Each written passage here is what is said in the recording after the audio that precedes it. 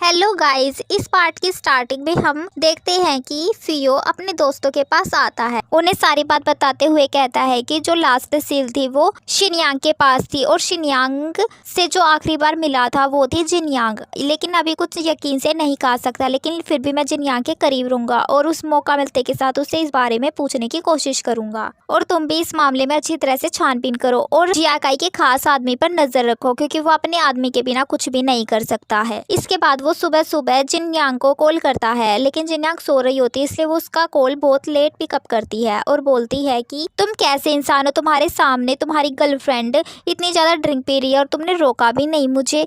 और ये बोलती है कि जब किसी की गर्लफ्रेंड किसी और के साथ होती है तो उसे जेलस फील होती है और तुम्हें तो जरा सा भी फर्क नहीं पड़ा था। ये उल्टा उसी के ऊपर गुस्सा करने लग जाती है, जिस बात पर फियो बोलता है कि मुझे किसी से जेलस होने की जरूरत नहीं है, चलो डेट पर चलते हैं, मैं नीचे तुम्हारा इंतजार कर रहा हूँ। और वो जल्दी से तैयार होकर उसके पास आती है और अब ये उसके साथ चली जाती है। तो ये दोनों बीच पर आकर बहुत अच्छा टाइम स्पेंड करते हैं। और इसके बाद वे और यहाँ पर जिनयांग बोलती है कि मैंने सपने में हम दोनों को इसी बीच पर देखा था और यहाँ पर तुम मुझसे कह रहे थे कि हम दोनों हमेशा साथ रहेंगे। उसकी इस बात पर फियो कुछ सोचने लग जाता है और इसके बाद जिनयांग बोलते हैं कि चलो कहीं और चलते हैं। नेक्स्ट सीन में हमें लिन दिखाया जाता है, जो कि फियो और जिनयांग को साथ में सोचकर बहुत ही ज्यादा जेलस फील कर रहा होता है और टेंशन में होता है। इसके बाद उसके करीब तैन आती है।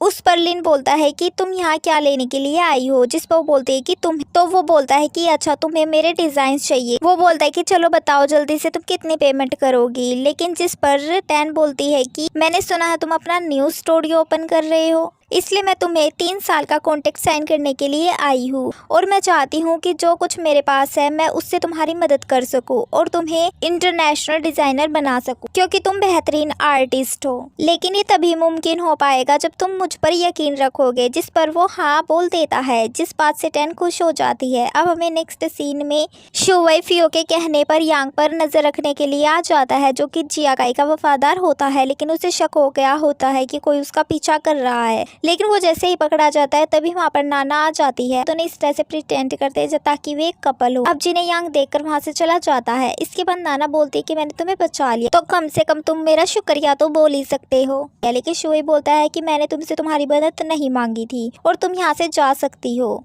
उसके इस बर्ताव से वो रोने लग जाती है और रोते हुए वो जिनयांग को कॉल करती है। और उस टाइम पर जिनयांग फियो के साथ बैठी हुई होती है। अब वो अपनी फ्रेंड से बात कर रही होती है, तो फियो बाहर आकर शिनयांग से बात करने लग जाता है और उससे सील के बारे में इंफॉर्मेशन लेता है और बाद में नाना से जाकर मिलने के लिए बोलता है। और तब वो वापस आता है तो वो देखता है कि जिनयांग वहाँ पर नहीं होती है। वो उसे काफी ढूंढता है, लेकिन तभी जिनयांग आ जाती है, जिससे फियो अपने गले से लगा लेता है और बोलता है तुम कभी भी मुझे बिना बताए कहीं पर भी मत जाना, जिस पर वो हाँ बोल देती है। और इसके बाद बोलती है कि तुम भी मुझसे प्रॉमिस करो, तुम भी मुझे छोड़कर नहीं जाओगे। इसके बाद वे दोनों गाड़ी में बैठते हैं। तो यहाँ पर जिनयांग बता दे कि जब तुम कॉल कर रहे थे मिस्टर गुआंग आए थे, जो कि कह रहे थे कि ग्रैंडपा मुझे बुला रहे हैं और मैं उनसे मिलने के लिए गई, कि तुमने मुझे शिनचैन और गुआंग को ऐसे ही बेवकूफ बनाया है, क्योंकि जब मैंने तुम्हें पहली बार देखा था तो तुम्हें एकदम शिनयांग जैसी ही लगी। इसके बाद मैंने बोला जो कुछ गलती हुई है वो मेरे कारण हुई है और इसके सब के लिए मैं आपसे अपनी गलती की माफी मांगती हूँ और अगर आपको सजा देनी है तो मुझे दीजिए। लेकिन ये सब करने के पीछे एक बहुत ही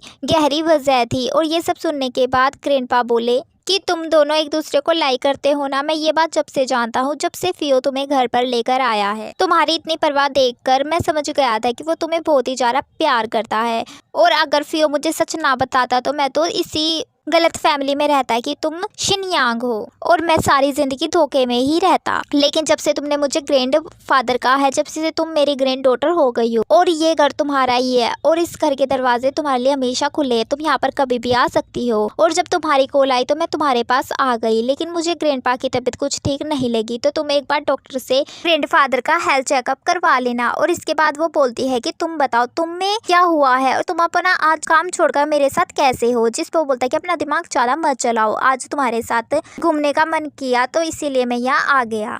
अब फियो जब जिनयांग को लेकर घर पर आता है तो इसके घर से वही मास्क वाला आदमी निकलता है, जो कि पहले भी यहाँ पर आ चुका होता है, जिसे देखकर जिनयांग बोलती है कि ये तो वही आदमी है, इसके पास तो मेरा बैकपैक ही है। फियो बोलता है कि तुम यहीं रुको, मैं अभी आता हूँ, और वो उस आदमी के पीछे चला जाता है। लेकिन यहाँ पर जिनयांग बहुत ज्यादा घबरा जाती है। तभी पीछे से टैन की कार आती है, जिससे कि वो लिफ्ट मांगती है और बोलती है कि मुझे फियो के पीछे जाना है, और उससे सारी बात बताती है, तो वो उसे लिफ्ट दे देती है। अब ये दोनों वहीं पर आते जहाँ पर फियो होता है। फियो और उस आदमी के बीच में काफी लुका छुपी का गेम चल रहा होता है, लेकिन आखिरकार वो आदमी बैग को एक गाड़ी के अंदर डाल देता है फियो को ट्रैप के अंदर फंसाने के लिए। और फियो जैसे ही उस कार में से उस बैग को निकालने के लिए जाता है, ऊपर से एक कार आकर गिरती है, और इस पर तो ये दोनों लड़कियां तो बिल्कुल शॉक हो गई होती है कि अब फियो की जान तो खतरे में है। और इसके बाद ये दोनों भागते हुए उन गाड़ियों के करीब जाते हैं और वहां पर फियो को ढूंढने लग जाते हैं। और यहाँ पर शिनयांग की तो हालत ही खराब हो गई होती है, वो तो फियो को ढूंढ रही होती है, और इसकी कोशिशों के बाद भी फियो नहीं मिल रहा होता है। वो गाड़ियों को हटाने की कोशिश कर रही होती है, लेकिन ऊपर से वो गाड़ी नहीं हट रही होती है। तभी फियो दूर खड़ा होता है और वो इसे आवाज देता है, तब इसकी जान में जान आती है, और ये जैसे ही नीचे आता है तो वो कस के उससे पहले तो मारती है कि तुमने मेरी जान निकाल ली थी, ये ब्रोच इतना भी कीमती नहीं था, ये तुमसे ज़्यादा कीमती नहीं है। और इसके बाद वो कस के उसके गले लग जाती है। उन दोनों को गले लगा देखकर दूध से टैन खुश होते हुए और रोते हुए वहाँ से चली जाती है, और आकर काफ़ी ज़्यादा ड्रिंक पीती है और लंबी लंबी सांसें लेने लगती है। इसके बाद वो अपने भाई को बताती है कि थोड़ी देर पहले मैंने फियो का पीछा किया था, और एक आदमी जिसने कि बड़ी चालाकी से फियो को मारने की कोशिश भी की थी, लेकिन फियो से बच गया। लेकिन मुझे समझ में नहीं आया कि वो आदमी कौन था और ये सब क्या मामला चल रहा है। जिस पर उसका भाई बोलता है कि तुम इन सब मामलात से दूर रहो, ये सब मैं हैंडल कर लूँगा। लेकिन वो यहाँ पर सोचने लगती है। अब नेक्स्ट सीन में हमें फियो और जिनयांग दिखाई जाती है, जिस पर जिनयांग बोलती है कि तुम कभी भी अकेले नहीं रहोगे, कोई भी मुसीबत आई तो हम दोनों मिलकर सामना करेंगे, और मैं तुम्हारा साथ दूंगी, और तुम मुझे बताओगे इस बारे, हम दोनों मिलकर सामना करेंगे। इसके बाद वो उस ब्रोच और उस आदमी के बारे में पूछती है, जिस पर फियो बताता है कि ये कोई मामूली ब्रोच नहीं है, बल्कि हमारी फैमिली का ब्रोच है, जो कि मेरी मॉम की लास्ट सील इसी ब्रोच के अंदर है। इस बात पर उसे याद आता है कि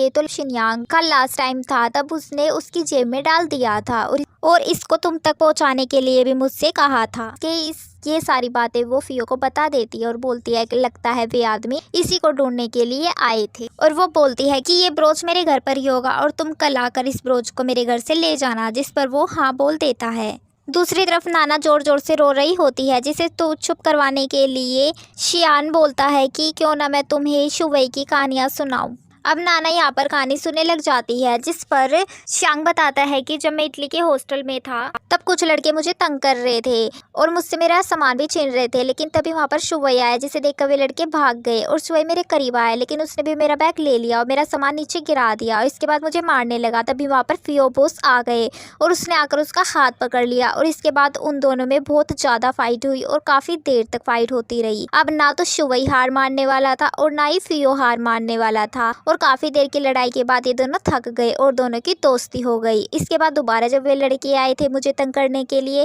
तब इन दोनों ने मिलकर उनका सामना किया था, और इसके बाद फियो बॉस ने उसके लिए केक भी बना के दिया था शुवई के लिए, और इससे इन दोनों की दोस्ती और भी ज़्यादा गहरी हो गई। जिस पर नाना बोलती है कि तुम तो इस नाटक के, इस ड्रामे के हीरोइन लग रहे हो, और यहाँ पर वो ये भी बोलता है कि अभी शुवई एक मकसद पर काम कर रहा है और अभी उसकी लाइफ में प्यार के लिए कोई जगह नहीं है, वो पहले अपना मकसद पूरा कर ले। उसकी इस बात पर नाना सैड हो जाती है, इनके डिज़ाइन देखकर उनको हाँ बोल देती है और फाइनली सिलेक्ट कर लेती है, और काम की बात करने के बाद वो बताती है उसी इंसिडेंट्स के बारे में कि किसी ने फियो की जान लेने की कोशिश की। क्या तुम्हें लगता है कि जुआंग फैमिली में कुछ ऐसे राज है जिनके बारे में कोई भी नहीं जानता? उसकी इस बात पर लिन भी सोचने लग जाता है। अब नेक्स्ट सीन में हमें फियो, शुवई और शियांग जो इंसिडेंट्स हुआ उसकी डिटेल निकालने के लिए बोलते हैं, जिस पर वो बताता है कि जो कार थी वो नकली पेपर्स पर ली गई थी और वो किसी ट्रांसपोर्ट के नाम पर थी। इसके बाद वो बताता है कि एक्सीडेंट से पहले जुआंग फैमिली कोई भी